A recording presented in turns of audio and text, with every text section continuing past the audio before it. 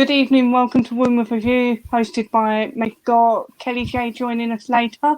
She's a mother and women's rights campaigner who runs the group Standing for Women. Lulu is a radical eco-feminist and she is fed the fuck up. Amy E. Sousa is a radical feminist activist and organiser. She has a master's and is a former theatre education director. And Jen Critical is a poet, mother, musician about to drop an album of radical feminist music. And Naomi from Make More Noise, as you know, is a regular on this show and she's wicked. So Lulu, would you like to go first and tell us what you've got for us? Yeah, so I just basically wanted to talk about so there's been the announcement that they're going to be ending the managed approach in Holbeck, Leeds. So I don't know if people know what this is. So it's referred to as the managed approach. So it's basically like the first approach to legalise prostitution in the UK. It came in 2014. It was suspended because of COVID, and they've since, recently over the last couple of days, publicly announced that they're not going to be reinstating it, and it will return to how it was before, which was how it is across the rest of the UK, which criminalised essentially. So in terms of what was actually said, they due to the residents that live around the area, so there were obviously lots of complaints of antisocial behaviour, like drug use, like needles in parks, and all kinds of stuff that is associated with prostitution going on in a very close proximity to like residential areas. The actual operating hours are from as early as 8 p.m. to 6 a.m. So I was quite surprised when I read that 8 p.m. they think is, given, in the summer it doesn't get dark till 10, and as I said, it is in a residential area.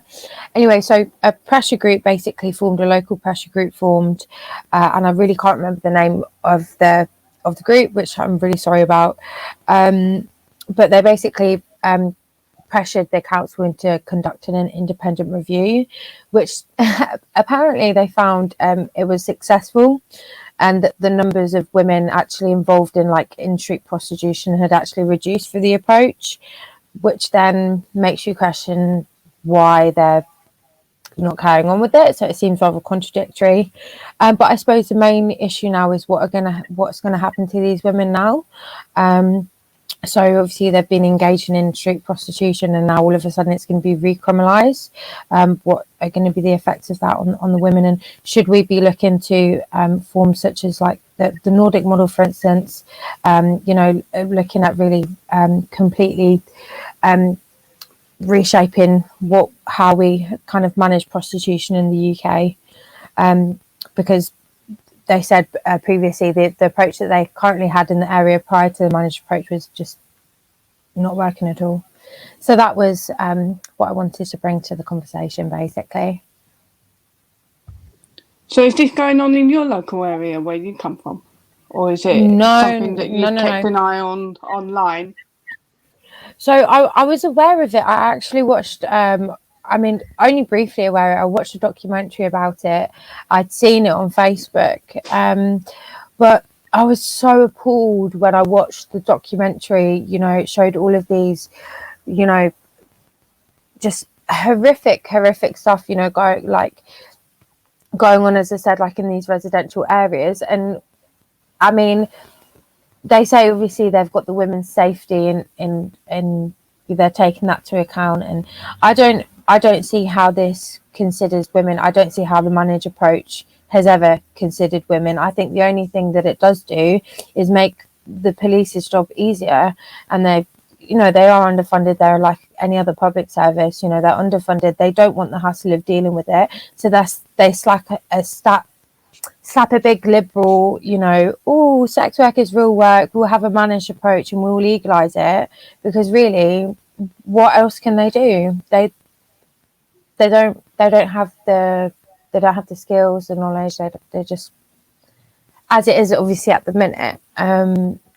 If certain people bought in, then it would perhaps be a different story. But it's where it goes from here. I was going to say, would you say it's accurate that when it comes to considering the safety of women in this industry, it only comes at a time of making it easier for men to access this sort of thing? Well, I don't think it's ever Because yeah. I think there's a threat of a lot of pushback, and there's a threat of if the conversation was to go down the route of potentially closing down so-called sex work, then people that are saying let's make it safer for women are only doing it to keep the industry alive at this point.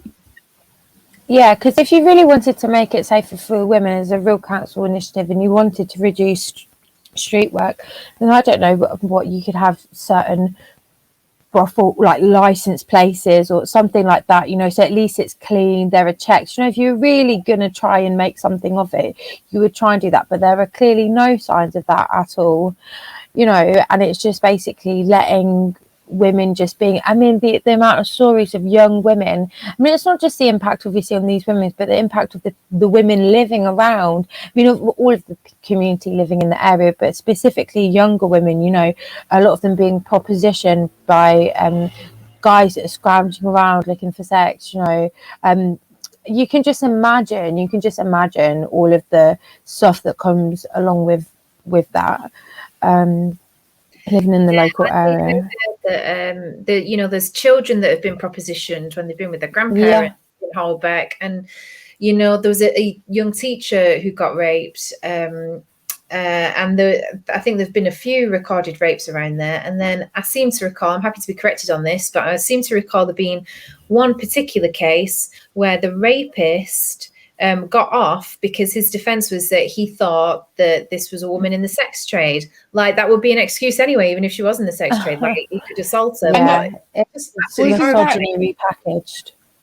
Wasn't that quite a young woman as well? Wasn't that a teenage woman?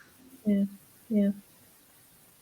I think the problem is with, like you said, they will recriminalize it and like penalize the females, like perpetrating the crime, as they call it.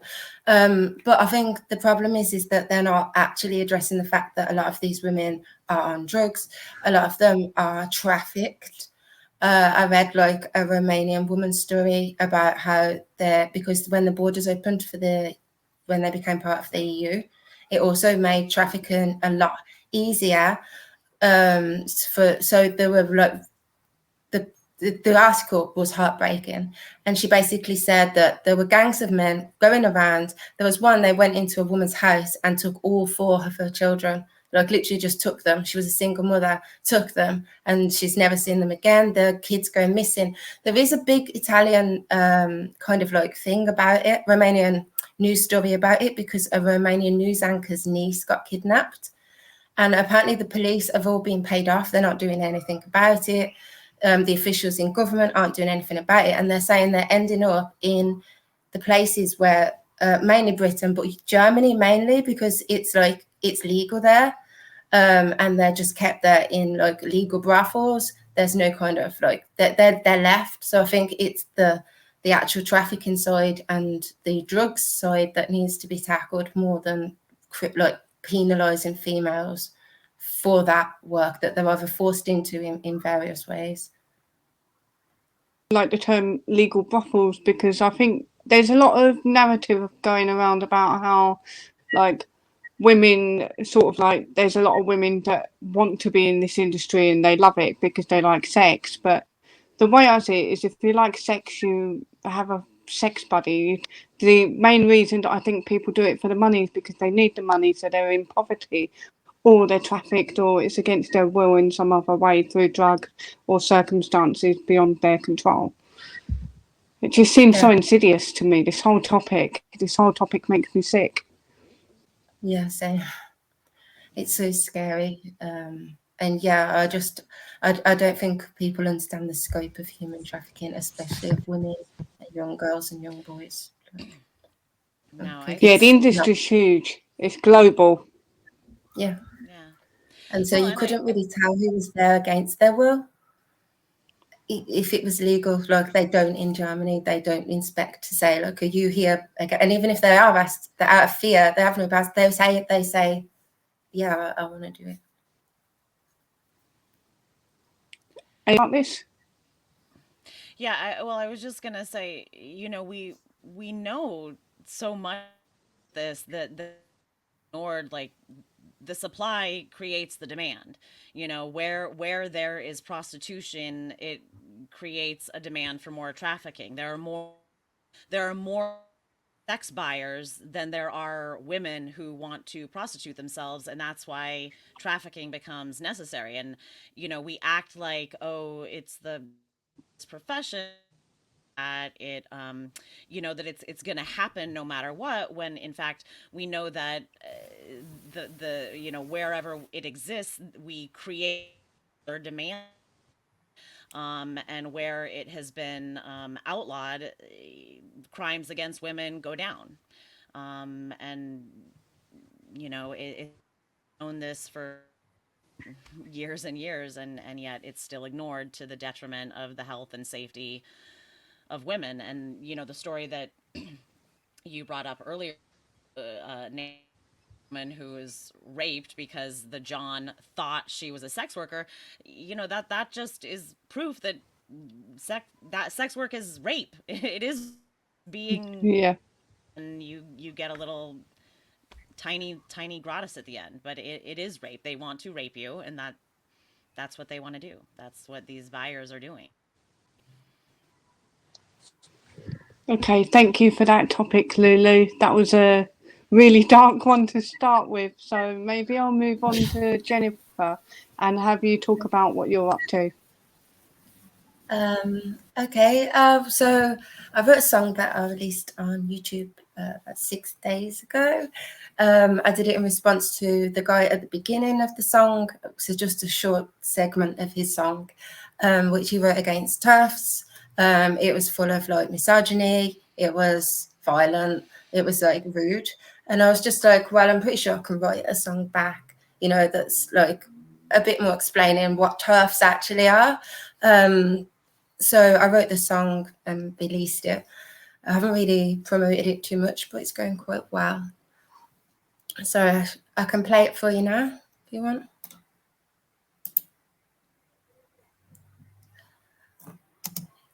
You're a TERF, a trans exclusionist, radical feminist TERF. Yes, you're a TERF, a motherfucking TERF. Sweater, sandwich. We can tell you're a man by your words. Bitch, slut, oh. We know you use all those emotions. You base control, flow, home. You're obsessed, I could die with a bone. Adult, human, female. That's our definition, no other interpretation. Sorry, you're a male. X6 next, why is you? D-E-R-F, radical, feminine.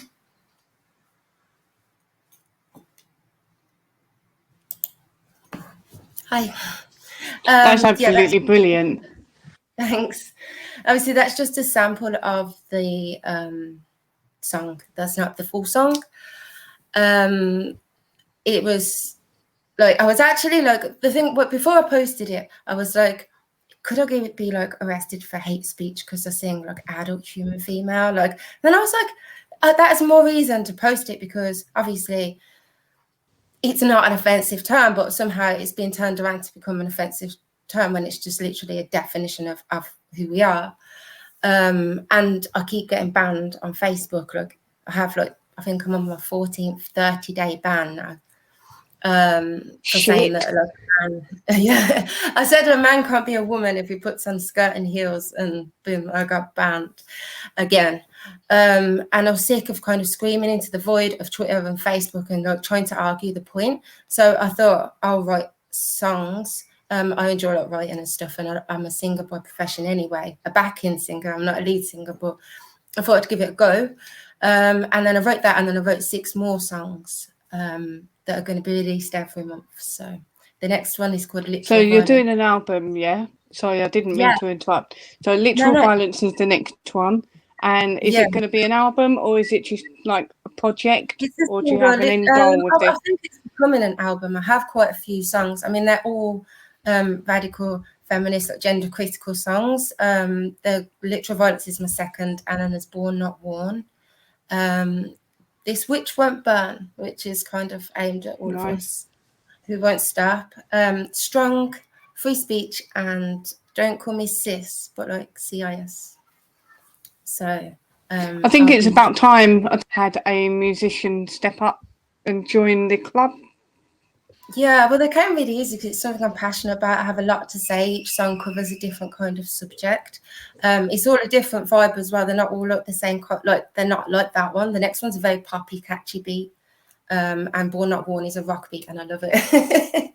But what I like about what I like about what I've just heard is that I could imagine myself listening to that while I'm getting ready to go out. It's like actual proper good music. You've done well there.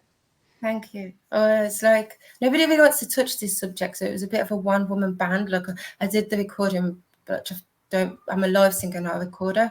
So I did the recording, and then I did the video. I bought a green screen and lighting system. I was just doing it on my phone and editing, but it was worth it in the end because I want to get the message out, and the videos are also going to tell the story as much as. That's why I haven't just released the songs, because I really want the videos to like speak to people and like explain what's going on. This Witch Won't Burn, there's like a witch hunt going on, you know, so I'm going to try and explain that in the video. So yeah, and I think that you can really get a message across with songs to people, especially if they're catchy. And you can jam. Well, the thing that's great about music is people remember it. It sticks in their head and it earworms. So the messages you're giving people will remember it, even if they're just there for them. They'll remember it. Yeah. I was thinking even if they're there to just give hate on me, like a lot of my friends that I've showed to have been like, it's stuck in my head. Your song's stuck in my head. So I'm like, hopefully it'll get stuck in their head too. I think it's great. I can't wait to hear the rest of the songs you've done. It's fantastic. I really love the vibe of this one as well. But I'm curious to see all the other vibes of the more rocky one and the pop one as well. It's awesome. Yeah, come around. Definitely. All the way. Here we go. Come around, have a jam. I've got a couple of guitars. Yeah, Do some collabs. That would be amazing. But yeah, no, honestly, Jennifer, I heard the song a couple of days ago and I just thought it was ace. So well done. Thank you. Thank you very much. So were you nervous when you put the song out? Yeah. I thought I was going to get a load of hate. Sorry, Amy. I think I'm on delay a little. I don't know when to. I love how like awkward the TRA guy is and embarrassing, and like your song is like so freaking cool and like sexy, interesting and musical. He's like, it's like shows the juxtaposition because like radical feminists are cool and these TRAs are like awkward. It's kind of what I tried to set out to do a bit. Like, you know, like you can try and step to us with that song. Like, really? It was just more his excuse to rant at women, to be honest, and call it like music. I totally understand when you said that you got sick of shouting into the void on the internet.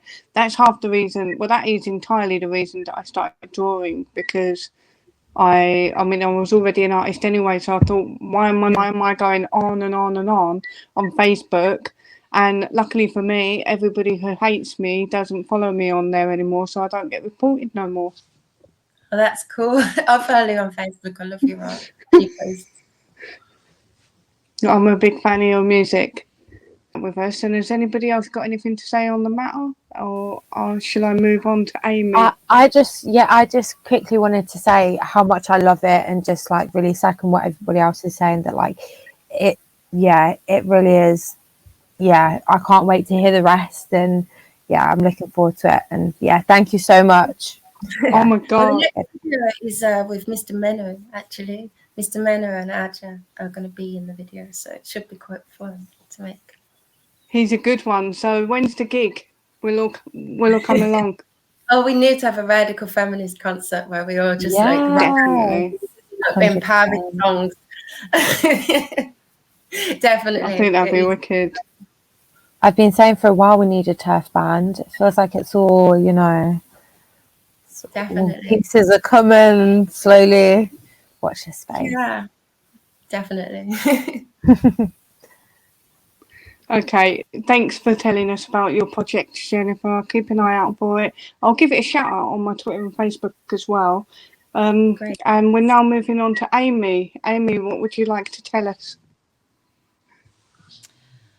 Okay. Well, I kind of, there's so many topics that we could cover, but I guess I picked the freshest to American radical feminism.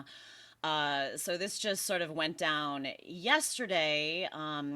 It is an invitation by the federal government, Biden's administration, that affects Title IX.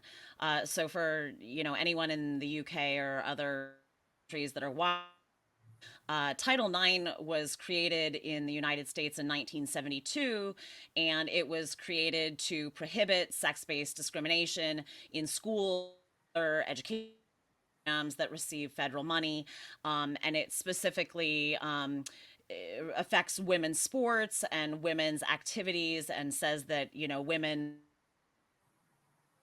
have their own sports and their own activities in fair and equitable to what men have. But what happened yesterday is that the Title IX was reinterpreted. So now sex based rights has been interpreted to include gender identity. So basically, what this means is that there are no more sex based provisions for women and girls in education. This includes all of public education and any college as well that receives federal funding. So now boys will be allowed in girls' locker rooms, in girls' bathrooms, in girls' sports, and of course this is framed, in a couple of ways.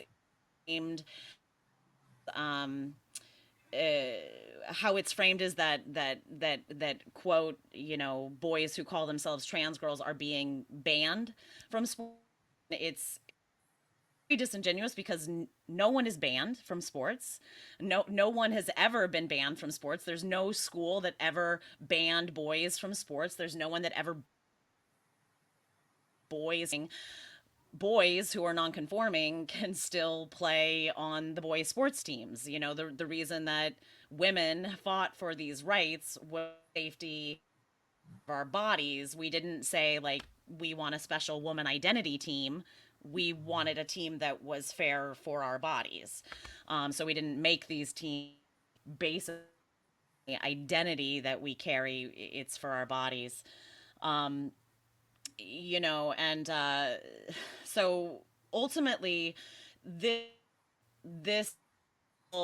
mandate is a notice of interpretation, because what has happened is that organizations like that Beth Stelzer runs, like Save Women's Sports, have been reducing these at a state level to protect women and girls and Title IX. 37 states out of 50 in the United States have introduced bills in 2020 to actually protect women and girls and Title IX. So these bills have been introduced to, I mean, it's amazing the support. If you out of the That's an amazing amount of states that want to actually protect Title IX. But now this federal mandate gives the Department of Justice basically the go ahead to sue any school that receives federal funding for noncompliance. So now all of these states that have actually protected Title IX at level, individual schools can be in jeopardy of being sued by the Department of Justice, which is absolutely ridiculous. Um, and of this, the way this sort of narrative is playing out in its propagandistic way, is that this is all or the head of inclusivity, where inclusivity is seen as the sort of supreme value, but in this the inclusivity is not benign, and the value of including boys in and men in women and girls sports comes at the end of women and boundaries. So this is a huge blow, not just for women and girls sports, which it's a massive blow for women and girls sports. It's a massive blow for any woman and girl who wants privacy in a locker room, who wants to be able to shower and change with no men and boys. The idea that these men and boys who have their special identity claims should be included means that all of those spaces are no longer single sex. Those are now sex spaces, and women and girls have no recourse to have a single sex space. And Title IX is basically, it's now. It exists, but it includes everyone. It includes any man or boy who claims, a special identity. He can self ID into any women's sports team. So, we used to have a law that protected women and girls on the basis of our sex, and now it's just entirely meaningless. And I really concerned for all girls, especially all little girls who are growing up who have no boundaries. And girls, it's frustrating, but we're grown ass women. It concerns me that girls cannot consent to this. This is happening to girls who are age of consent. Their boundaries are just being eroded. This is what we're teaching girls, that you do not deserve boundaries around your body. It's insane that is what's being our government onto girls with just zero thought. I was going to chime in and say I hate inclusivity because it always means excluding usually women. Definitely. Yeah. So basically, what's happening is exclusionary. So basically, what's happening is so you've got two things going on at once in the US, right? So you've got this thing, Title IX, where they're replacing it with the gender inclusive, but then you've also got this other thing where you can be sued for not being inclusive, or is it where you can be sued for being inclusive? I was confused about that. You mean at the state level versus the federal? Yeah. So so there's state governments and then there's our federal government, and it is confusing. Okay. So a number of the states at the state level have proposed bills. Many of them have passed, like in Texas and Tennessee, and I think Arizona have passed bills that are protecting Title IX. They sort of saw ahead what was coming, and bills for protect women and girls very clearly on the basis of sex. But okay, that's good. At the federal level, the federal law of Title IX has been reinterpreted to include gender identity. No longer a law that is simply about sex.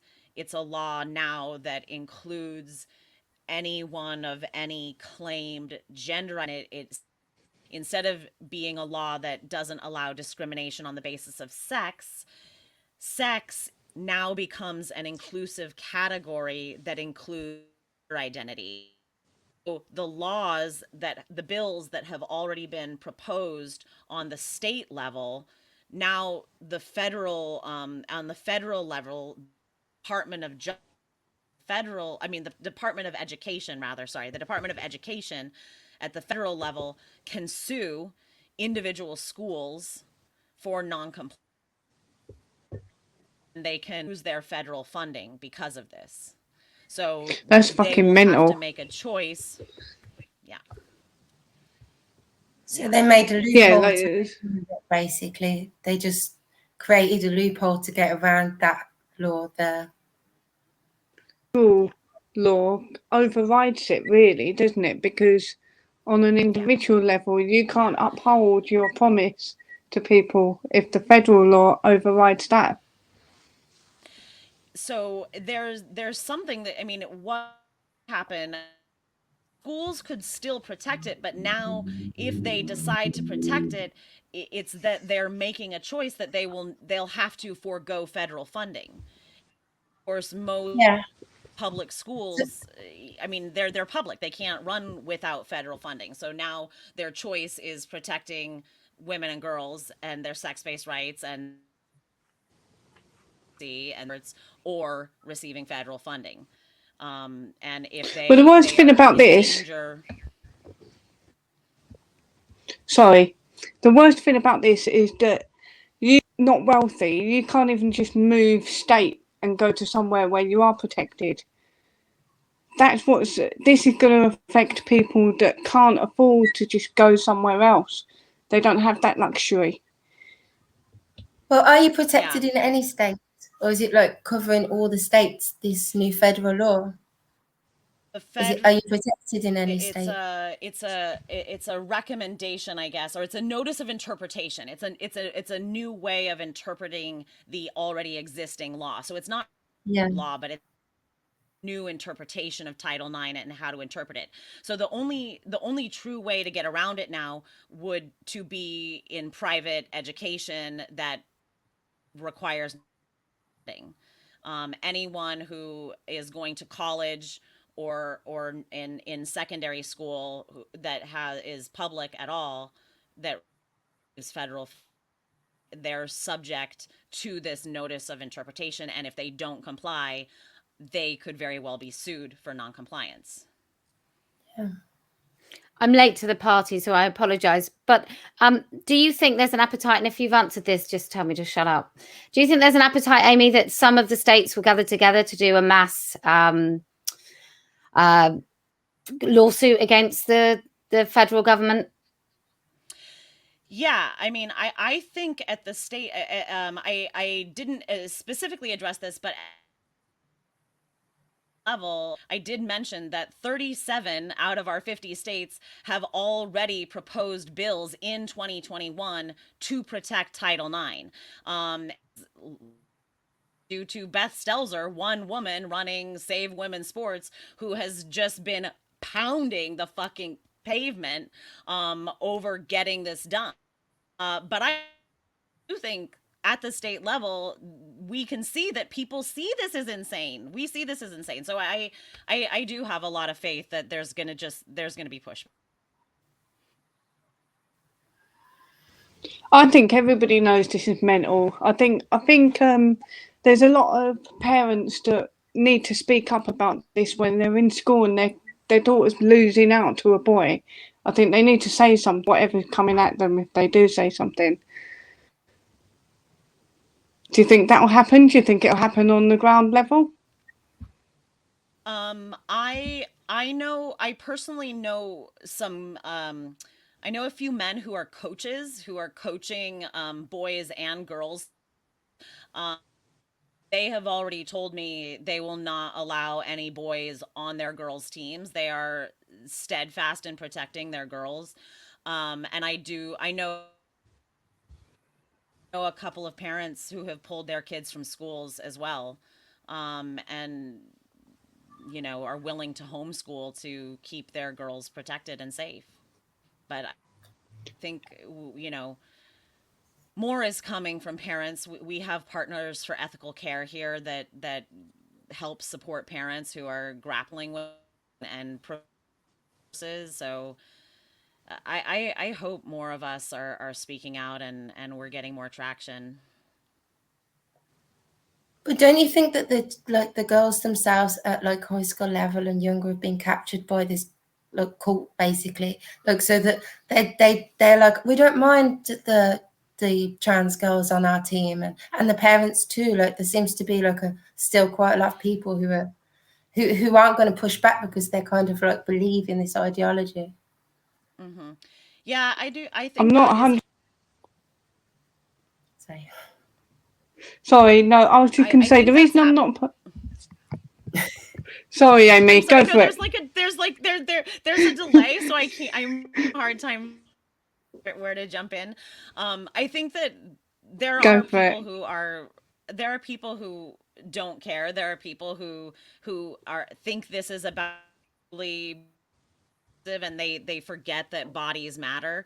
But we are seeing girls speaking out on this. I mean, we have there are girls think of Selena Soul and a number of others who are speaking out nationally about the unfairness that they have faced. I saw, and gosh, I'm not going to remember this girl's name, just speaking out about bathrooms at her school. This was just a random high school girl talking about it. So I do think, although is this progressive idea of inclusivity, I do think that there are actually younger girls who are saying, no, this makes no sense, and against it. right, that's good. Yeah, because when it comes to sports, the differences are really evident. It's so much more evident than when it comes to, I don't know, sitting in maths or something. In sports in school, I mean, real life, and you see how fast these boys are on the track or how strong they are in wrestling, and I can't justify it. I don't know how anyone can sit there and say, I don't mind. Well, I think this is Well, what's going to happen. The more they're involved, and the more that they're seen to like publicly, because what is it? All that these trans women are all just absolutely amazing athletes, or is it because they're men? Oh, I wonder. So it's going to run itself very thin, very quickly, and I think a lot of the stuff they do, I think they embarrass themselves. Just sort of leave them to it, and but also sometimes it sort of works out in our favour. men get sport. I think that's the biggest factor, and Yeah, also that's there's true. quite a lot of money in sport in the US, and there isn't in the UK. You can't get a scholarship really to get all your college paid for over here, and so money and men as a combination is a winning combination to really make waves, which is a terrible, terrible shame that we had to wait until men got involved, because no man really understands what it feels like to go in a public space that's supposed to be female and have a male in there. They don't understand the change of the atmosphere instantly with the tone of the voice. They just don't get that because they haven't lived that since they first developed breasts. And so I think, it's a good thing. It's a good thing. Beth has done phenomenal work in such a short time. Yeah. She's a powerful woman, though, isn't she? She go.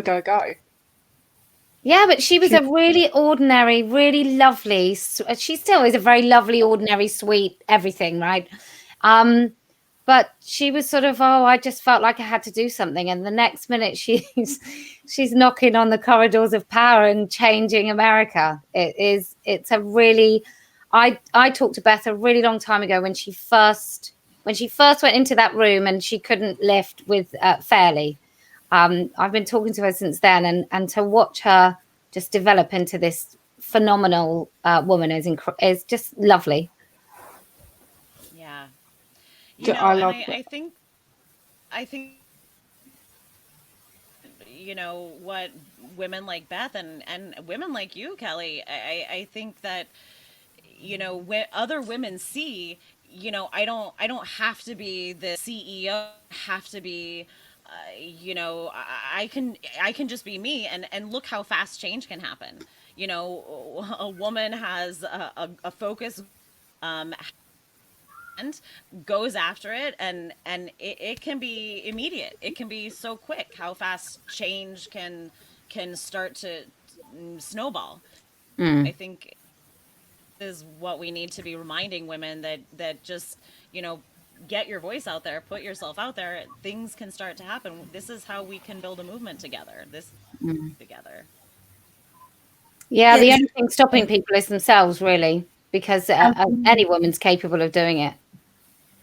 I've met And women on in that the note, sorry, Jennifer. I've met women in the supermarket that I know on Facebook, like they're like former friends, and they're like, "Oh, hi," and they're like, "I haven't seen you on Facebook," and I'm like, "I know I've been banned again," and then they're like, "I know it's because of what you're saying, but you're really brave though for speaking out. Like, I'm too scared to share anything you post," and I'm like, "Don't be scared. Like, we need to just band together, and if more people speak up, the more normal it'll be for people to be asking these questions and pushing back, you know."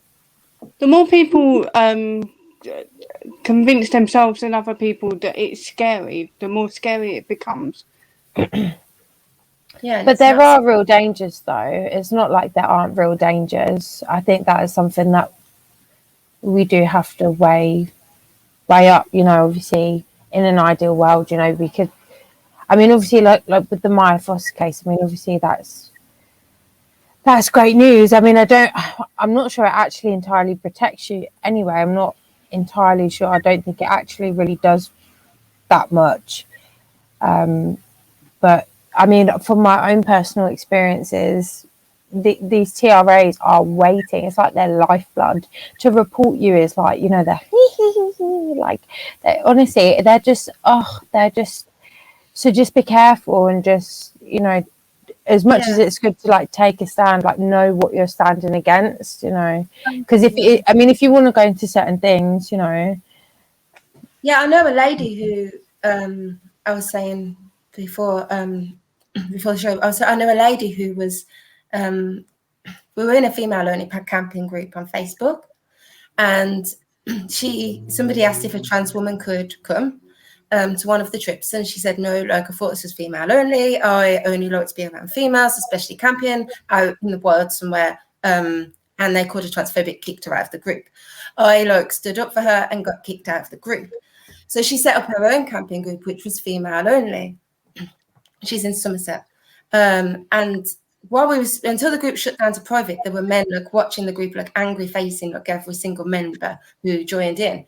And a few months into the group, her husband posts onto Facebook to say, I won't say the lady's name, but she's had to change her profile and everything like that because we've been getting harassed and attacked by trans rights activists since she started the group. We hadn't even done any trips, and she'd had her house graffitied with turf and transphobe and stuff. And then they took her camper van with all her massages and masseuse equipment, her whole business in, and took it down the road and graffitied all over it and burnt it out. And she had to she'd been getting stalked, the police weren't doing anything, and that's what happened from having an online space for women only. So I know the dangers really well, actually. That's shocking. It is scary. It can be scary for some women. I mean, it can be. I think it's knowing what you're up against. Mm-hmm.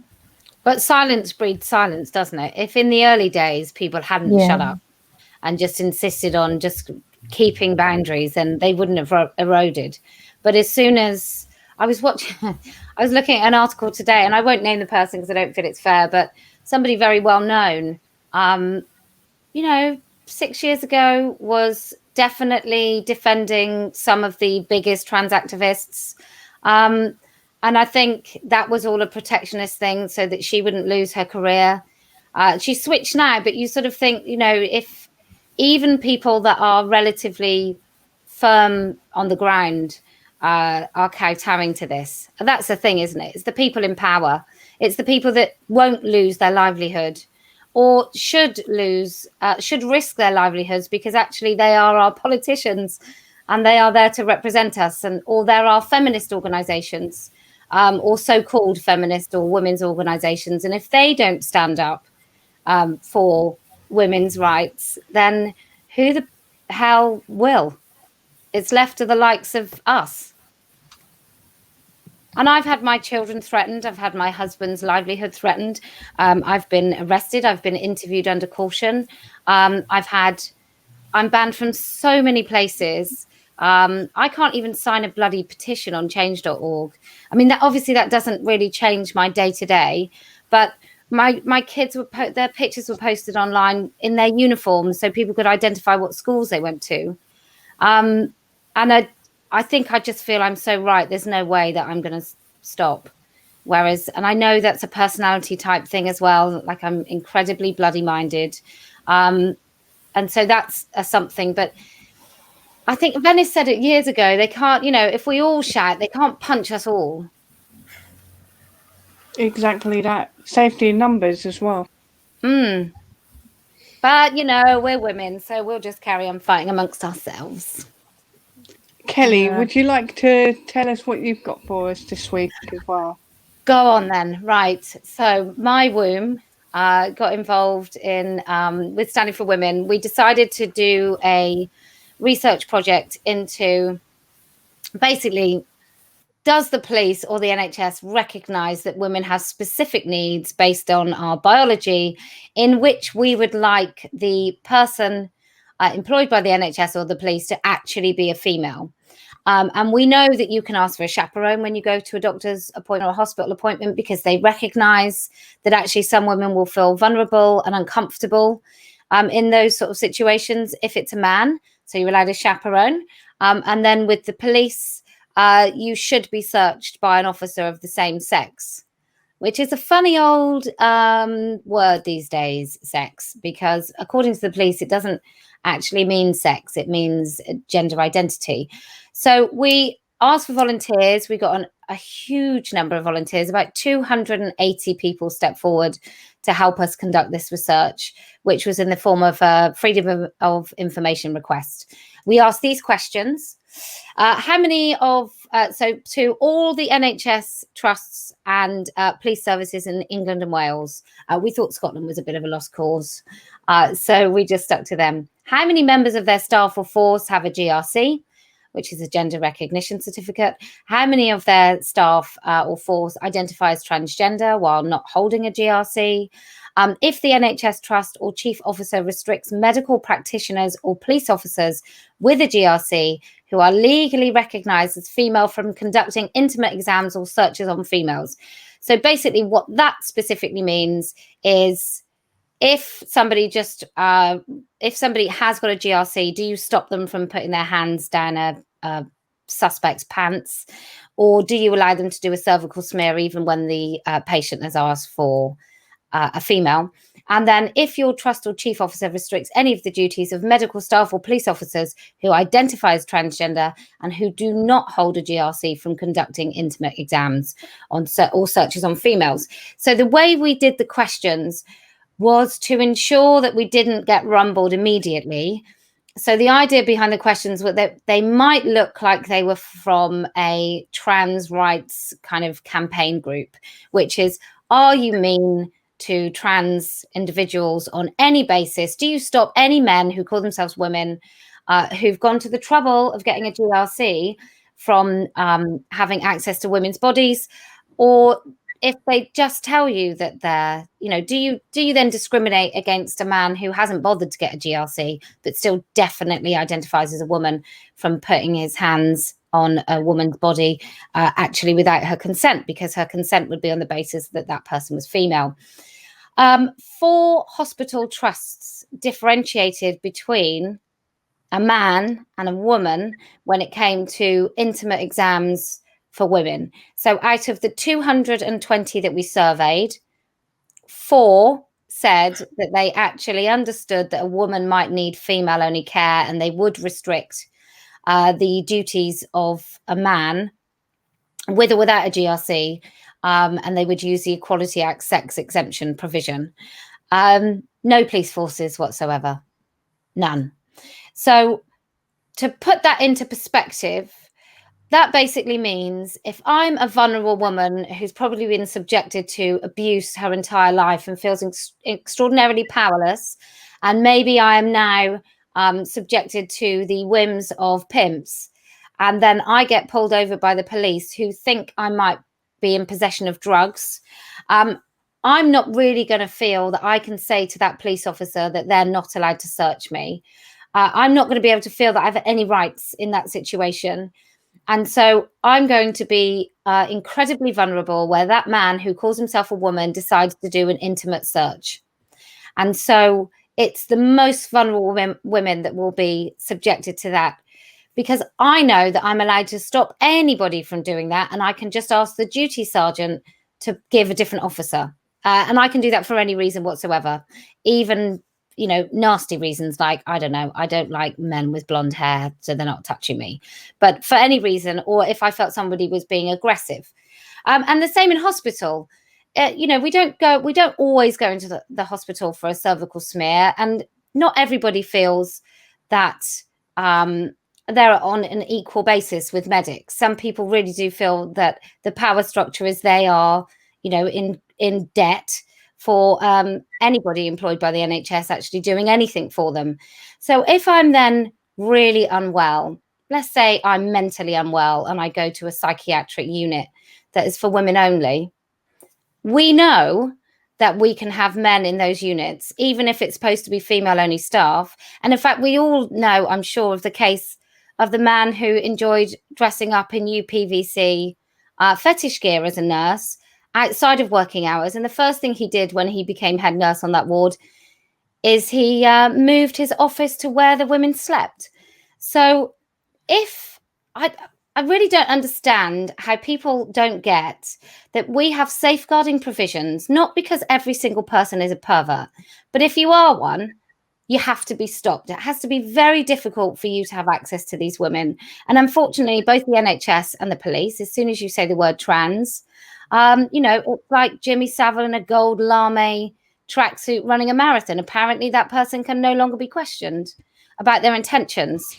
And so with the police, it's really about, well, with both of them, it's about a misinterpretation. It's about being completely misguided on what GRC actually does, and what the GRA actually did.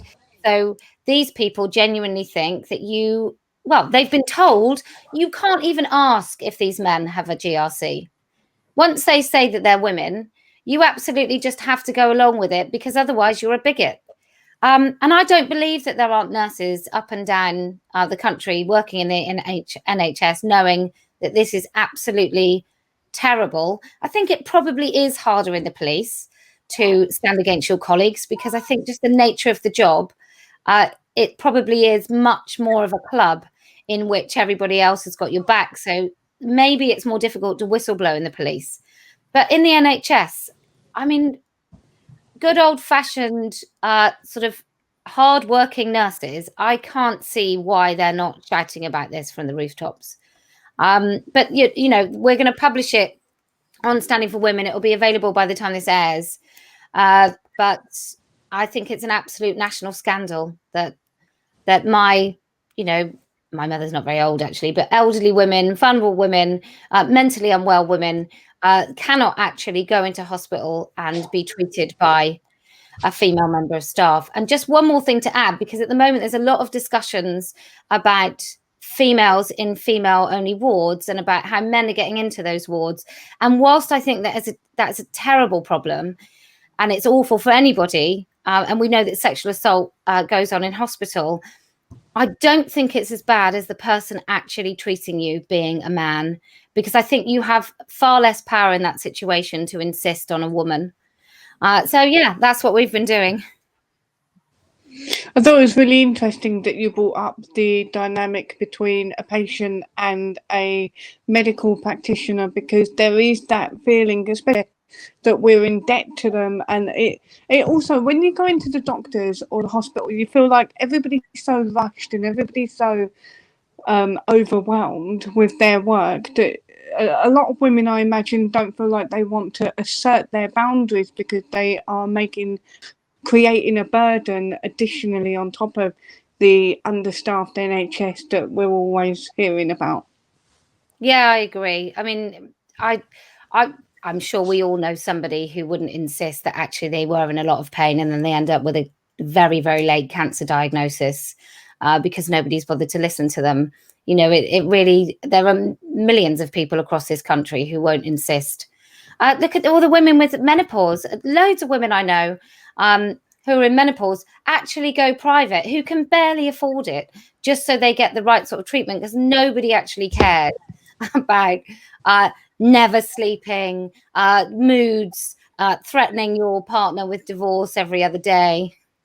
And all the other things associated with menopause, from like skin complaints to itching to sweating to, I mean, it really is quite a, you know, after 40 years of periods, you then get that joy, and nobody takes it very seriously because it's happening to women. I think we have to complain about our pain a lot more as well until anybody takes it seriously. The amount of women I know who've had crippling period pains their entire lives, who can't get a hysterectomy. Yeah, I'm one of them. Trans. Yeah, exactly. And like Yeah. puking and headaches and all of that stuff, and that isn't taken seriously. So it's completely believable that women would feel unable to complain if there's Janet, the 6'8" bloke, actually taking care of them in hospital.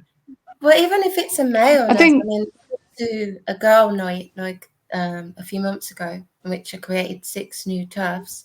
And one of the girls actually started off the subject because she was like, do you know when you go for like a cervical smear, can you like ask for a female? And we were like, yeah, you can ask for female. And she was like, well, I went, and they were saying like, she didn't say cervical smear, she said an intimate exam. And she said they only had a male nurse available. And so she said, can I have a female? Like, I really don't feel comfortable with a male nurse. And they said, no, I'm sorry, because that goes against the Discrimination Act, like Anti-Discrimination Act. Like, you know who fought for that though, don't you? Sorry? Feminists fought for the right for not for the right for men to do that to women, but for this sort of equality. That was one of the unintended consequences. That's why you can't really insist, although you should be able, maybe we'll just bring it back, but I was reading somewhere that you can't actually insist on females for some things because men do it. I had a male midwife. It's horrible. Right. Well, yeah, we wasn't sure. My other friend said it's like a misinterpretation of the Equality Act. But she works on a psychiatric ward, and she has 2 trans women on the female ward, and they sleep on the female ward, and they basically are just allowed to be there. And she said it's a safeguarding issue, but nobody wants to know. Well, they do record sexual assaults in hospitals. That is something that we're looking into next, which is what is the prevalence of sexual assaults in these wards, and what is the safeguarding risk to women? Because clearly it's a lot higher if you've got a man in a ward. I worked for the NHS, and you do sign a non-disclosure agreement. You do have to sign a secrecy agreement. Even as admin, I was an admin staff, and we weren't allowed to speak to the paper, so we wasn't allowed to speak out to nobody. Otherwise, but you are allowed to whistleblow. So there is the whistleblower, protecting whistleblowers in this country, and so people can speak out. It just takes an act of bravery. In fact, I was recently reading a friend of mine's contract, and they were just in a sales role in a car showroom, and they had a whistleblower policy that protected somebody if they needed to report something. So if it was something like safeguarding journalists and you reported it to a journalist, I haven't even been drinking, then you can get away with that sort of stuff. right. But we should. But maybe they don't know, because signing that non-disclosure secrecy agreement does make it seem like you can't say anything. Nobody knows, do they? That's what people like. Keep everybody in ignorance, and then you can get away with anything. And also signing something like that, like you said, it gives you the impression that you're not allowed to talk about it. But I had to sign one of those for McDonald's, and I thought, like, how many times they flip the burgers? I can't say. But I suppose with something like this, though, and the way the topic is in the narrative is in our society, a lot of people obviously feel very threatened by the concept of speaking up and whistleblowing. I mean, it's what I've always thought my role was, if anybody has a role in this movement, is to make sure that Joe Public understands the threat to them, because that's the only way that you're going to get a mass, sort of a critical mass of people who understand what the threats are. And if you tell Joe Public that when his vulnerable mother goes into a hospital that she actually could receive intimate care from a man, he's not going to care about somebody being arrested, let's face it. And by he, I mean he, she. And so that's the point of this particular project, because it just piques people all the time. We can tell people the good reasons why it's bad as much as we like. And actually, if somebody isn't already convinced by the arguments, I really do feel that they're difficult to change. But if you tell someone who has no idea that their life can seriously be touched by this, that is what this is all about. And so it's just another thing. The reason the police, right, allows somebody to be intimately searched, and you can't find this anymore. When I was first doing research on this in about 2015, you could find the case, and it was an employment tribunal. And this man, took the police to court on the basis that he was treated badly because he couldn't carry out all the roles a female could in the police force. He specifically took them to court for the right to put his hands in a woman's pants, basically, because that's not dodgy.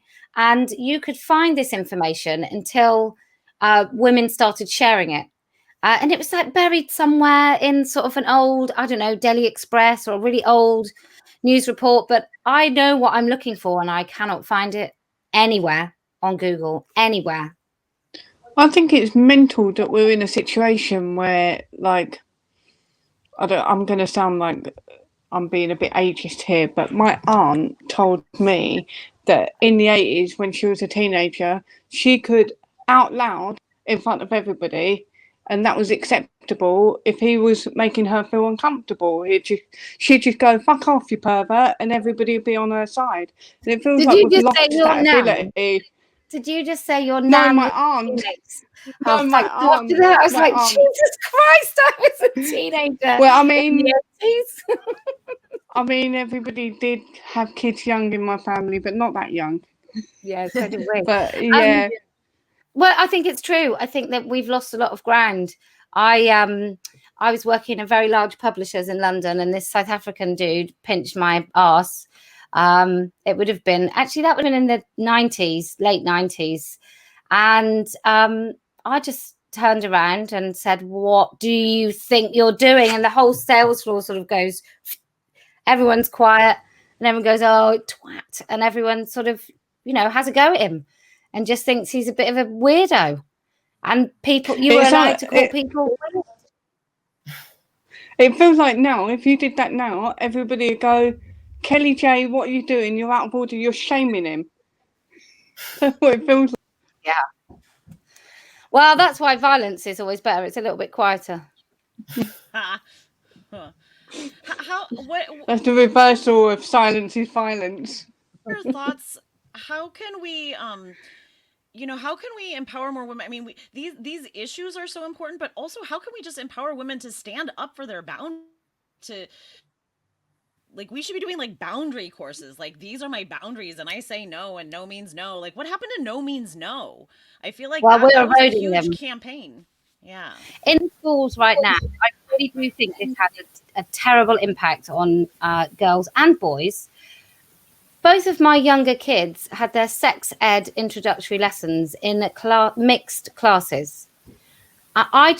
I really do think that once you break those sort of very, very minor boundaries, it's a lot easier to break all the rest. So my daughter's 14, so she's in year 9 in UK schools. So she's one of the oldest in a year. So there's 13 and 14-year-olds in that year. And they were literally showing pictures of STIs today, like literal, actual photos. And I do think there's a concerted effort to blur the boundaries of children, and the same with porn, and the same with what you're comfortable with. So things that you see on the television with regard to music videos and so on, that totally breaks boundaries. Really hypersexualized stuff, I think, breaks boundaries. Naked attraction. Naked attraction. I didn't even know that existed till I went in my living room and there was like 4 penises just like enlarged on the I mean, screen. that's gross, right? But I think actually that's just a bit of and I just don't see the point. I just find it weird. But when you've got really hypersexualized erotic imagery that children are seeing from about the age of 7 or 6, I mean, we banned those sort of channels in our house. I think those have a really direct line into erasing boundaries, because that's how pedophiles work, right? They break down your comfort zones and boundaries and take you through and groom you until you accept it is a mass grooming. I would say it is a mass grooming. If you look at all of, mainstream pop stars and things like that, if you look at all of the women, they're so hypersexualized, and then you look at the men and it's all about like basically objectifying the women. And if you look at like the actual lyrics, and it's just so disturbing and so degrading. And it's like, why is this being pushed so much? It's just so wrong. And it's like we actively want to make women feel it's like we want them to push them to a point where they just, I think it's pushing them to a point where they just self-objectify, and that's part of the feminism. We'll tell you that this is really empowering, and what these women doing prance grounding things is actually empowering, and they're living their best life, and and that's what they want, like they want to be choked and all of this and all coming through porn. And how do we protect young girls against it? Offline. For a start, if you ever have kids, don't ever let them on things like TikTok. So I joined TikTok just to do sort of turfy things, and one of the first things is people sort of in their normal clothes, and then they do, I think, a slut drop. So then they do this thing where then they're sort of grinding on the floor in hardly any clothes. And I just thought that sort of stuff makes young girls feel uncomfortable. But so there's a developmental, I know I'm talking too much. There's a developmental stage in puberty for all children. And what puberty does is it makes you sort of reject your parents, and you're drawn to your peers, but also you are the most embarrassed you will ever be. And that is a global impact. So we know it's a developmental thing as opposed to a cultural thing. Like every single culture, Amanda Jane Blakemore, I think it is, or Blackmore, did some research on it. And our brains actually change more in puberty than they do sort of 0 to 3.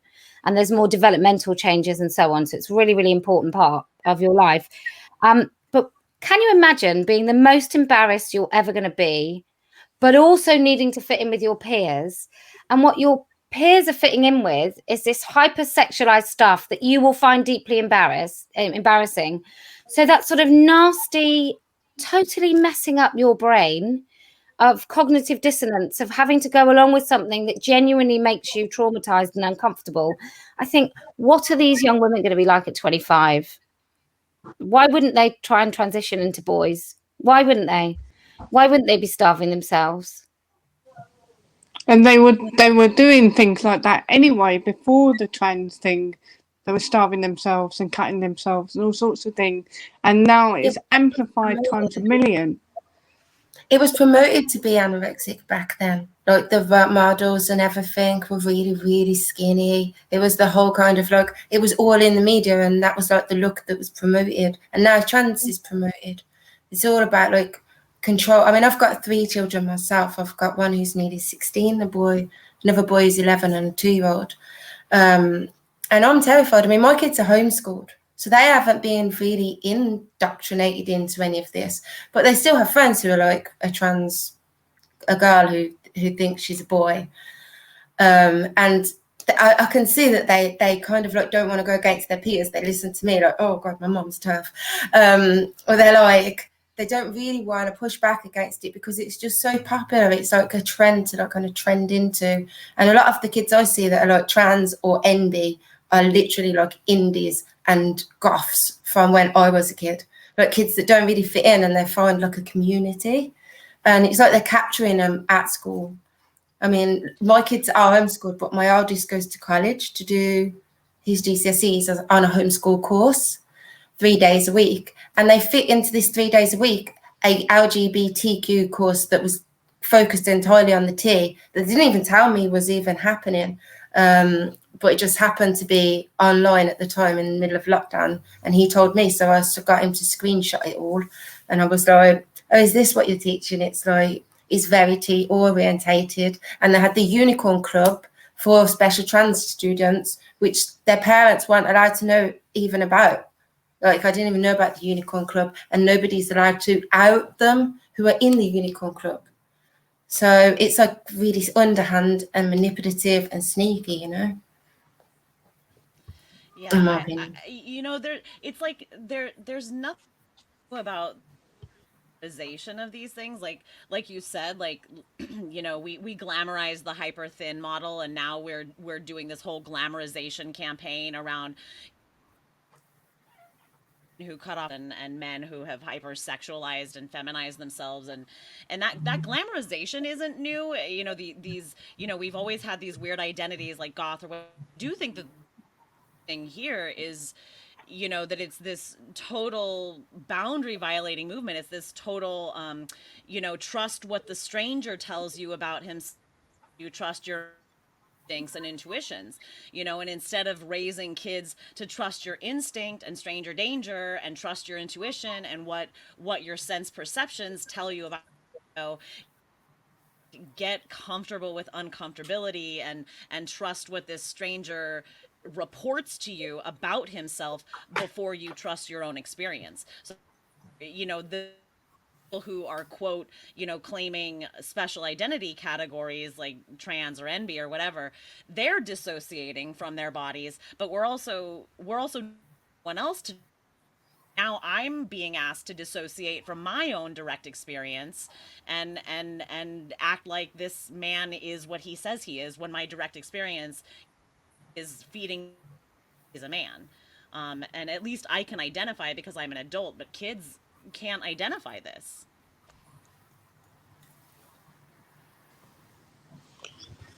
Well said, Amy. Sorry, Kelly. No, it's fine.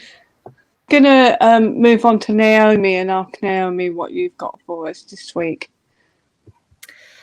Hi. Well, the government announced that the plans for their so-called Freedom Day on June the 21st have been pushed back to July the 19th. And this was never going to end on June the 21st. And it will not end on July the 19th unless people start speaking up. The lockdowns, the restrictions, however you want to call what is happening right now, it's absolutely insane, and it's not going to stop, and it is disproportionately hurting women. When the Tory government passed the Coronavirus Act 2020 last year, I was horrified when I read it then. 18 months later, I remain horrified that it's still in place and that we willingly handed over our rights to this government. And what government in their right mind would give them back? Of course they won't give them back unless we start speaking up. But I think too many people have walked into this state where we think, oh, it's just a few more weeks. Oh, it'll be fine. Oh, we'll get them back eventually. We won't unless we start speaking up. And I see so many parallels with what's happened in the feminist movement as well. This emotional manipulation. A lot of it, you know, you're just killing trans people if you misgender them, or you just want grandma to die if you're questioning the fact that the government is saying who you can have in your house. It's insane. And you know, I did some research. You'll have to forgive me. I've had a crazy day at work and a crazy week, so my stats aren't completely up to date. But it's been horrible for women as well. It's been absolutely horrible. At one hospital, stillbirths went up by a factor of 4. And women are going through that alone because they've not been allowed their male partners in with them. They've been going through miscarriages alone, through scans alone, through childbirth, which, you know, it's quite an intense time. So I've heard. I don't have children, but they're going through this without their partners, or only having them allowed at the very end. There's been an increase. Refuge. Let me get it up. They reported an increase of, I think it's 60%. Yeah, here we go. Between April 2020 and February 2021, Refuge recorded a 60% above average number of monthly contacts, which is just crazy. And we need to be careful when we're talking about lockdowns causing violence against women, because the only person who is responsible for that violence is that violent man.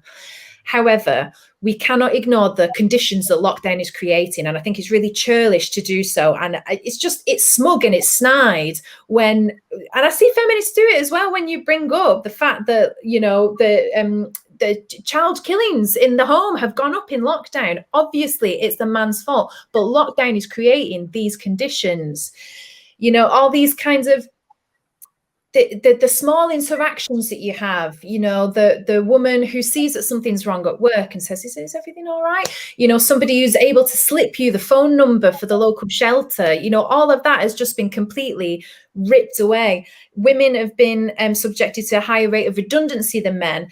There was, God, in one hospital, a child unit, they had a 1,493% increase of child head trauma. It's not right. Well, you can check everything that I'm saying as well. And I can't believe that we've still got people saying, oh, but we've just got to do it. We've just got to do it.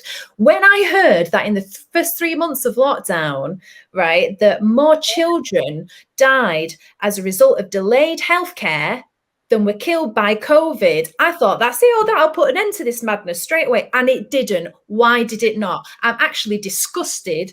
Maybe that's strong, but I am disgusted. I'm disgusted with a lot of these feminist groups that aren't speaking up about it either. And, we've seen a lot of them have let us down gravely over the gender identity issue. So I don't know why I expected anything different, to be honest. But some of them who have been speaking up about this, who allegedly work on these specific issues, just wringing their hands and acting like there's nothing they can do. There is something they can do. Speak up. We've got in hospital, and I'm not going to talk to, there's so much I could say about what's going on right now, and I'm going to really try and just keep it to the lockdowns. But even in terms, it never appeared in any pandemic plans. You can read them. I read them because I'm that insane. I read the Coronavirus Act and I read the pandemic plans. They do not recommend lockdown because it hurts people. And there wasn't enough evidence when they wrote the pandemic plans that it would even work, because it's untested and unevidenced and unhinged. But they never recommended it. And there's interviews with the people who wrote the plan saying, we cannot believe that everyone locked down. We never recommended it for our reason. You can read that. It's on the Guardian website. But I feel like I've been walking around in someone else's paranoid delusion for the past 18 months, and it's driving me insane. And that's not, and I find it so frustrating that those of us who speak up against the disastrous public health policy that is lockdown, we get lumped in with some of the worst conspiracy theorists, the worst, and it's not, I've never denied that this virus is real. I've never denied that it is serious for a small percentage of the population. But square this circle for me. In some NHS trusts, the amount of people that are hospitalized, 80% of them caught that infection in hospital. Can someone square the circle for why I have to stay in my house for 18 months? It just doesn't make sense. It does not make sense. So, yeah, that's what's been bugging me this week. It's not going to end on July 19th unless you start speaking up. This is a disastrous public health policy. It's particularly disastrous for women. The Tory government are not going to give these rights back. They have got power over us like never before. Where are the gay rights charities? We know that we've let women down, obviously. But I thought they were all about keeping the government out of the bedroom. But the government criminalised sex between two consenting adults. Can someone square that circle for me as well?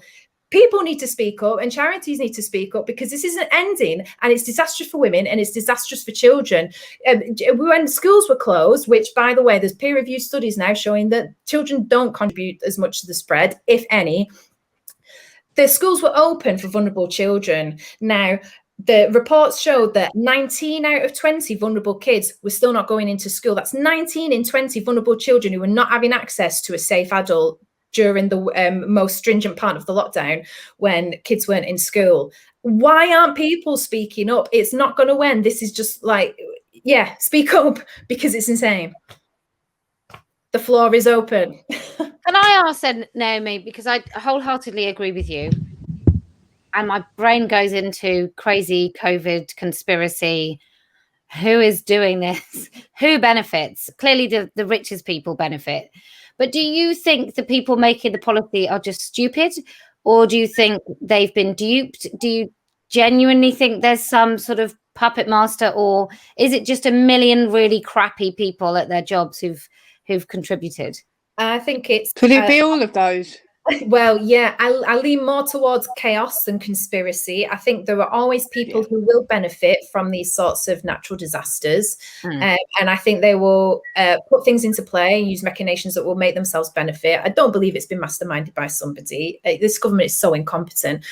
But yeah, I believe it's a mixture. I believe there are people that are incompetent. I believe there are people that are scared. And I believe that there are a lot of politicians that mistake Twitter for real life, and Twitter is disproportionately staffed by journalists and academics who are neurotic and middle class and have had nice, safe jobs where they can sit at home and tell everyone, just stay at home. I can't believe you're being so selfish. Well, it's all right when you have a nice house and a nice garden and a nice life, isn't it? Have you ever seen the pictures of somebody, like especially the elderly, before and then after lockdown? Yeah. So my in-laws, for example, live in the Midlands, and just before lockdown, she was diagnosed with breast cancer. I think she'd had the whole of the treatment before lockdown, but I think she's gone from a woman that was older to an elderly woman. Yeah, it's had a massive detrimental effect on the elderly. People, who just go out and about in their community every day, had their little hobbies, had, the friends that they saw, they've locked them up, and nobody ever asked the elderly if this is what they wanted, by the way. There's elderly people who are going to die within the next month who have not had normality for 18 months. I think that is intolerably cruel. I don't understand when it became politically incorrect to say that we all live and then we die. Universe willing, we all live to be an old age and then we die. We live and then we die. And the point is that we live. We live. You cannot underestimate. Babies die from not being held enough. And yet we've all been isolated and not had, single people who live by themselves, but not been touched for months and months. I just can't believe it. Naomi, you're talking about the disconnect people have between life and death. We don't have a good relationship with it here. And one of the things about what you just said is maybe this ties into the disconnect between ourselves and our bodies as well. Well, yeah, I think there are a lot of parallels in the way that with all the transgender identity stuff, a disconnect from our bodies, thinking of our bodies not as natural things, as things that can be modified, sterilized, sanitized, not horrible bags of meat and bones and germs. And then also the clampdown, the censorship. It's been and surrogacy. There's so many things that sort of are all about the disassociation from our actual bodies. Even things like, it's a bit controversial, even things like adoption or choosing to have children that don't have contact with both biological parents. And I sort of think that we've decided that we can replace some of these things, and they're not really replaceable, because actually, let's say the dad is a git.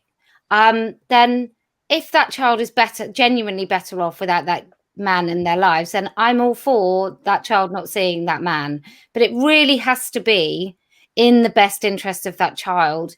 And, creating babies, knowing that they're never, ever going to meet one of their parents, whether it's egg donor, whether it's sperm donor. I just don't think we can replicate such important human bonds. And I think it's all part of the same.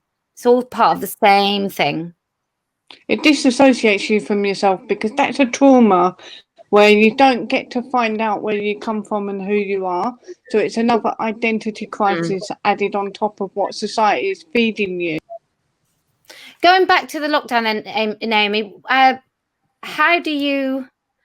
Clearly everybody should speak up. So maybe you could tell us the numerous ways that can happen. But what do you think individuals can do. Like how do we reintroduce people into society? For example, there's little kids who are frightened of elderly people because they've never seen them since they were sort of coherent and understood and could recognize. My own children, all at sort of 19, 18, 14 and 12. My 12-year-old lost a whole year of school of people telling him he was an idiot if he did something. So he doesn't. Do you know what I mean? Yeah. Like we all have to do that. Where someone goes, "Oh my God, what have you done that for?" And then we all think, oh, "I won't do that again," or maybe we don't. But just or going out into a pub, getting drunk, meeting a girl or a boy, all of those things. How do you think we heal then? I don't think it's something that can happen overnight. And I think you're right. I don't think we can underestimate all the social learning that you do at school as well. And doctors were saying that they're getting, there was another thing that I saw, that they're getting more kids in their wards than they've ever seen before that are self-harming. That's not normal. Well, that's because they've been glued to a screen for a year, and that is disassociating them as well. It's not healthy. If you explore Twitter, there are groups like groups of teenagers that are self-harming and they're encouraging each other. They post pictures of their cuts and be like, "Oh, do a deeper one, do a bigger one." Like I found this kind of one of those little groups, and they just literally encourage each other on threads, posting pictures of their scars, and it becomes and their cuts, and it becomes they get instructions from other kids to do it, and it's become like a kind of trend. And I think if they were just stumbling on that and became a part of it, then that's how they end up being so many kids self-harming. I mean, I agree with you about the lockdowns. I think I've not been on board with the whole thing from the beginning. I think it's a huge transfer of wealth again from the poor to the rich. Like I always follow the money, and there's been 9 new billionaires now made out of the vaccines, profits. And it's like, well, I'm sorry, but billionaire used to be kind of like, it was kind of an unimaginable amount of money, and now they're after the trillionaires, and they needed a leap to get up into the billionaire status, and when you've got that amount of money, you have a lot of power. Women have been I just knocked my glass off, but don't worry about that. Women have been wiped out, just how I knocked my glass off, out of the workplace a lot of the time. I lost my career. I was thinking with my sisters, and we literally lost all gigs in 1 week as soon as the pandemic broke. For a year, every gig just boom, something unexpected. You would think, oh, maybe we'll get a cancellation of a wedding, or we might get a cancellation of a cruise ship. Not a cancellation of every gig, everything stopped. Everything. No competition. All of my beautician friends, my hairdresser friends, my people who do predominantly female jobs that you can work around your children, because we have to have children as our main, they all lost that income and are literally back on benefits, onto square one, because they couldn't survive through the pandemic. And I personally, I know people who've died after having the vaccination. I know too. I know people who've got really ill, being diagnosed with fibromyalgia after having it. There's no guarantee that you take this and you're going to be immune, or that. It's an illness that most people won't even notice they've got, apparently. I was driving along with my kids one day to school, and it was like, coronavirus. You might have it and not know. And I was thinking, well, why do I care? Why do I care if I've got it and I don't know? I think this has been a really pernicious myth as well, the idea of the so-called asymptomatic transmission. And you can look, the World Health Organization have said this, there's been peer-reviewed studies. It is poorly people who pass this on. But this idea of the asymptomatic transmitter makes us all fear each other. It's groomed us to view everyone else as a potential vector of infection and therefore dangerous. What is it then? Spores, like fluid spores, or if you cough or if you sneeze, or it's just if you cough, it's a respiratory virus. It gives you respiratory symptoms, so it can pass itself on. That is how all respiratory viruses have worked. But this one is a super weird sci-fi virus for some reason. Well, they said about the new Delta virus, they were like, oh, the new Delta one is like having a heavy cold. I was like, oh, so it's like a cold. So it's as like soon as we all you have dig into any colds. of the actual data, the narrative falls apart. And I found that quite frustrating because it's all there. You don't have to go on some dodgy blog to get it. It is all there. 2020, out of the past 20 years, right? 2020 doesn't even come in the top 5 for most deaths. More people died in 2008 once you get to age-adjusted mortality. Coincidentally, my dad actually died in 2008. He left a wife and 4 kids. 3 of us were still in school. You know, I'm not going to play top trumps on tragedy. Everyone's got a story to tell. But, you know, he wasn't 82, which is the average age of death for coronavirus. And maybe that has actually coloured my perspective on it a little bit more because I've known a lot of death in my life. But I'm just not going to pretend that a 19-year-old committing suicide in their uni halls is the same, you know, as and I really don't want to dismiss anyone who's lost somebody from this because death is a tragedy. I do know that, but I'm not going to pretend that it's the same as an 83-year-old who dies in their sleep of pneumonia. I'm just not going to pretend that's the same, and I am prepared to accept that I'm a bad person for that. I'm prepared to analyze that and examine that. But coming back to what you were saying, Kelly, about how do we reintroduce people? Now, something, because I couldn't quite work out why everyone was losing their minds about this.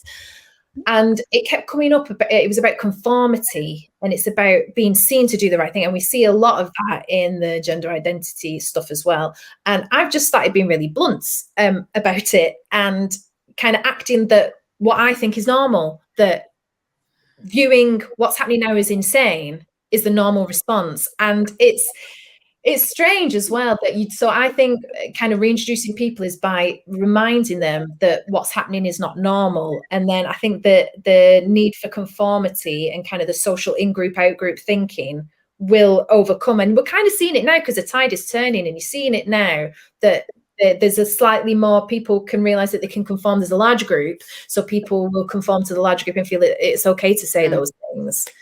Everybody wears masks here where I live. Everybody I know it doesn't happen in London, and there's more freedom probably in cities because there's a larger number, or at least some people who object. But everybody wears masks here, and so my kids were going to school wearing masks in classrooms that were freezing with all the windows open. And so I just do this routine every day saying, are they still doing that? Oh, it's bloody ridiculous. Doesn't even make any difference. I don't know why you'd have to do that. It's worse to wear a mask than not.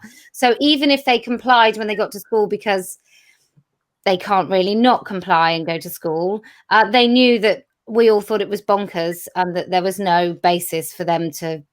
They knew that they were doing it because they had to, not because it was the right thing to do. But then what does that say to your children? Like, oh, we all know this is ridiculous, but we have to do it anyway.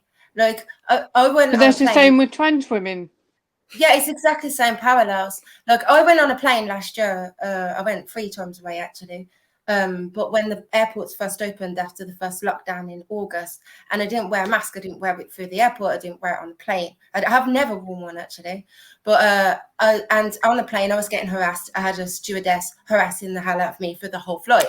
And she's like, why won't you wear it? And I'm like, so do not go along with bullshit. If it doesn't make sense to me, I will not go along with it. And like every time the drinks trolley comes down, everyone's taking their mask off and eating and drinking, and then they're putting it back on. And within a plane, it's got recycled air. I was like, this doesn't make sense. It doesn't make sense to you. You're an air hostess. It doesn't make sense to you. So why are you enforcing rules that don't make sense to anybody? You don't have to be a scientist to know that's not going to make a difference, you know. So I won't go along with anything that doesn't make actual sense, you know. So soft peanuts are a cure. Sorry.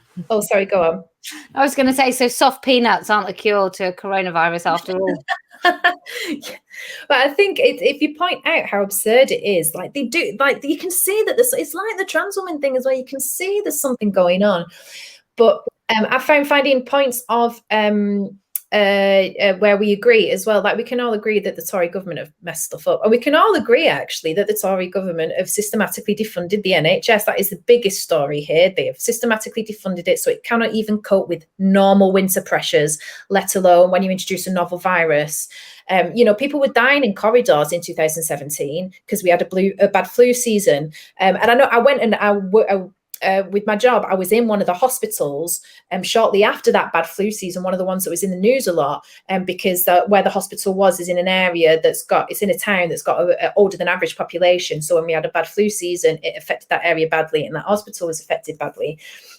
But I've started saying stuff like, when they say about how it's everywhere, or the Delta variant or whatever, and I say, yeah, and because it's actually, if we look at it, is a large proportion of the hospitalizations for infections caught in hospital, because we all know that the Tory government has not been funding our NHS properly, and because they agree with the second bit, they have to really think about the first bit, and then they go, oh yeah, if most of the hospitalizations are caught in hospital, then really, is it lurking in the air everywhere? Is it spread by healthy people?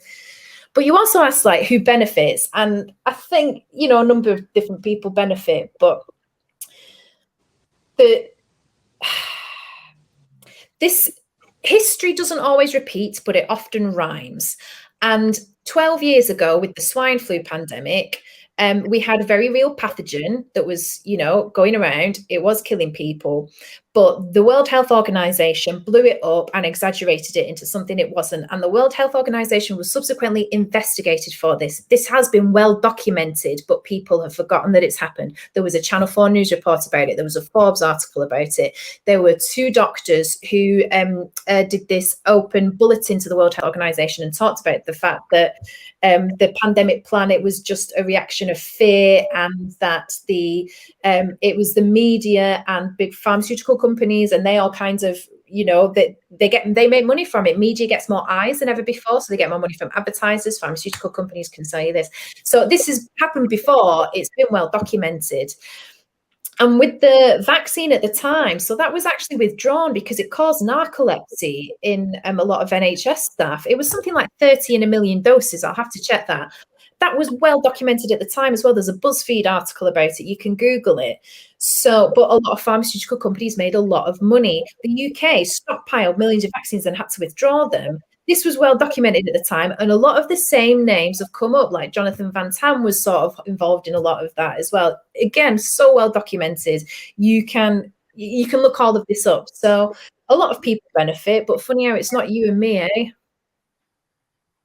I don't know. Standing for Women's sold a lot of T-shirts. Actually, I thought we were all over. I thought the lockdown, like at the beginning, I didn't even know that it was serious until I was getting these little badges made, and I thought they were made in the UK. And then the supplier was like, "Oh, it's going to be weeks because of coronavirus."